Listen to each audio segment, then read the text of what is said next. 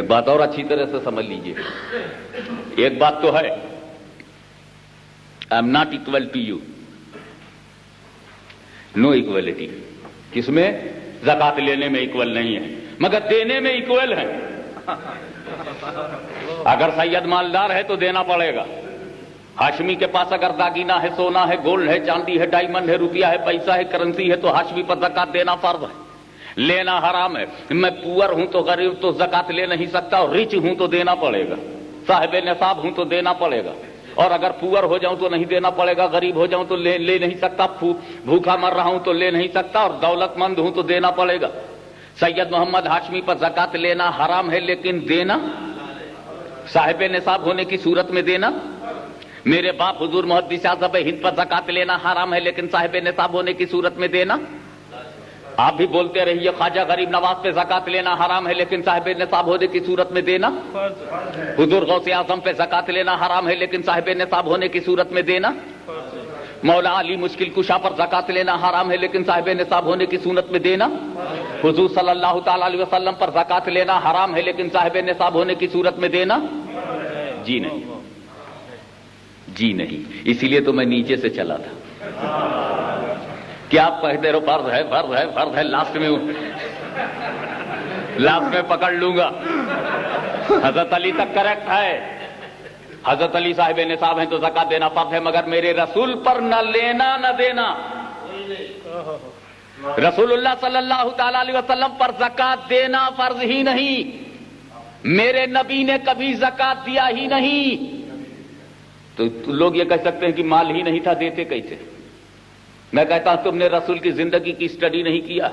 ایک وقت وہ تھا کہ رسول کے پیٹ پر پتھر بندھا تھا، تو ایک وقت وہ تھا کہ رسول کے ماننے والے محلوں میں گھر بنانے رہے تھے، نئے نئے مکان بنا رہے تھے۔ حضور صلی اللہ تعالی وسلم کے انتقال کے بعد باغ فدق ایک پراپرٹی تھی سرکار کی، بہت بڑی پراپرٹی تھی۔ حضرت فاطمہ اس کے حصول کے لیے وہاں گئی بھی تھی حضرت ابوبکر کے پاس، تو پراپرٹی نہ ہوتی تو جاتے کیسے؟ پھر پراپرٹی ہوتے ہوئے عشر کیوں نہیں دیا؟ میں یہ بات ہسٹوریکل پوائنٹ آف ویو سے نہیں کہہ رہا ہوں، لا پوائنٹ آف ویو سے میرا رسول ملینر ہو جائے تب بھی زکات واجب نہیں۔ جس مال پر ایک سال گھوم جائے، ایک سال گزر جائے، اس پر زکات ہے نا۔ میں لا پوائنٹ آف ویو سے کہہ رہا ہوں کہ میرے رسول کے کسی مال پر 10 سال گزر جائے تب بھی زکات نہیں۔ وجہ واٹ از ریزن؟ دیکھو زکات کو سمجھو کہ زکات کیا ہے، یہ مال کا میل ہے، مال کا جو میل ہوتا ہے اسے نکال دو۔ تمہارے مال میں اگر کوئی میل ہے تو یہ زکات جو ہے اسے کلین کر دے گی۔ زکات دینا اس لیے فرض ہے کہ مال کا میل نکل جائے، تو تمہاری کمائی ہوئے مال میں میل ہے اس لیے تم زکات نکالو، رسول کے مال میں میل نہیں ہے۔ تو جب رسول کے مال میں میل ہی نہیں تو نکالیں کیا؟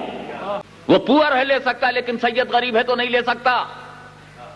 یا رسول اللہ، یہ زکات کا مال کس کا مال ہے؟ آپ کے اپنے غلاموں کا مال ہے۔ آپ کے غلام کا مال، آپ کے مرید کا مال، آپ کے چاہنے والوں کا پیسہ اگر آپ کے بچوں پہ لگ جائے تو حرج کیا ہے؟ کیوں روک دیا آپ نے؟ کیا سید کے گھر میں چولہا جلتا رہے گا؟ کیا سید کھانا کھاتا رہے گا؟ کیا سید پانی پیتا رہے گا؟ کیا سید کو کوئی پرابلم نہیں ہوگا؟ کیا پاورٹی ول ناٹ ناک دی ڈور آف دی سید؟ کیا پاورٹی ہمارا دروازہ نہیں کھٹکھٹائے گی؟ کیا غریبی ہمارے پاس نہیں آ سکتی؟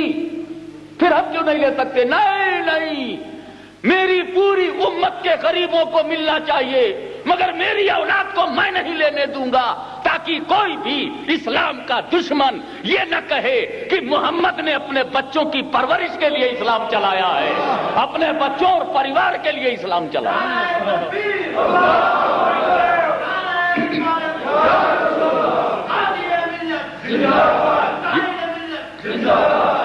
یہ میں نے اپنے بچوں کی پرورش کے لیے نہیں، دین حق کو برپا کرنے کے لیے، انسانیت کو صحیح راستے پر لگانے کے لیے، I came for the proper guidance of all mankind.